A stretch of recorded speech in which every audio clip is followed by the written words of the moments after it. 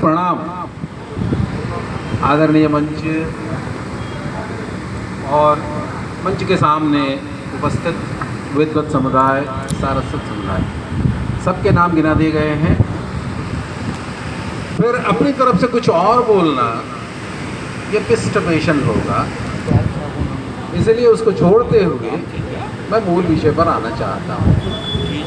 सभी देख रहे हैं समय कम है, मौसम भी मेहरबान नहीं है, लेकिन फिर भी जब हम जमा हुए हैं तो किसी उद्देश्य को लेकर जमा हुए हैं। जी जी जी जी जी जी आपका आशीर्वाद शंकर जी मिल गया तो इत्मीनान से ही बोलेंगे। चलिए, अभी जो बात जी अच्छा हुंडा का पैरल, अच्छा हुंडा का पैरल हमें कहना हमारा श्रोता समुदाय से को कुछ कही रहना चाहता। अभी जहाँ बात खत्म हुई कि हम उपेक्षित क्यों हैं, हमारा क्षेत्र उपेक्षित क्यों है, संताल परगना को केंद्र धारा में, केंद्रीय धारा में क्यों नहीं लाया जा सका है, चाहे वो इतिहास की बात हो या साहित्य की बात हो। कोई भी चीज अपने घर से शुरू होती है। आज जिस पुस्तक का विमोचन हमने किया है और उस पुस्तक का शीर्षक जो चुना है, हिमांशु जी ने आदरणीय शंकर जी के निर्देश पर, जानकारी है सर, इन्होंने सारी बातें बताई हैं। मुझे अभी जीना है, मुझको अभी जीना है। मैं भारत के लगभग सभी बड़े शहरों में काम कर चुका हूँ। वहाँ के साहित्य से जुड़ा, वहाँ की लोक संस्कृति से जुड़ा, वहाँ के खान पान को जाना, सीखा, बनाकर खाया, आनंद भी लिया। सबसे बड़ी जो एक विशेषता सर अशोका बाबू, सबसे बड़ी जो विशेषता हमारे हिंदीतर समाज में है आदरणीय अध्यक्ष महोदय, वो है अपने कलाकारों और साहित्यकारों को सम्मान देना, संरक्षण करना।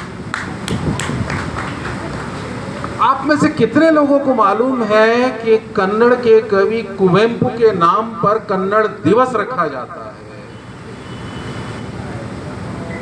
हमारे पंकज जी के नाम पर, जब मैं पंकज जी कहता हूं तो हमारे सामने दो पैरेलल समानांतर रेखाएं चलती हैं। इस कार्यक्रम में जो आकर्षण मुझे आने का मिला, पंकज शब्द ने आकर्षित किया, क्योंकि मैं पंकज की लिगेसी को वहन करने वाला हूँ, पंकज का औरस पुत्र हूँ जो इस क्षेत्र की विभूति रहा है, और दूसरे उनकी दूसरी पीढ़ी के पंकज रामशंकर मिश्र पंकज। हमारे यहाँ मंटू जी भी बैठे हुए थे, निर्मल झा जी उपाध्यक्ष हैं, मंत्री हैं, हमारे साथ पूर्व मंत्री जी बैठे हुए हैं, हमारे साथ एक बहुत बड़ी पंडित विनोदानंद झा जी के विरासत को, साहित्यिक विरासत को संभालने वाले एक विराट व्यक्तित्व वहाँ उपस्थित हैं। मैं एक प्रश्न करना चाहता हूँ, रामशंकर मिश्र पंकज के नाम पर किसी गली का नामकरण है? किसी चौराहे, किसी चौक का नामकरण है?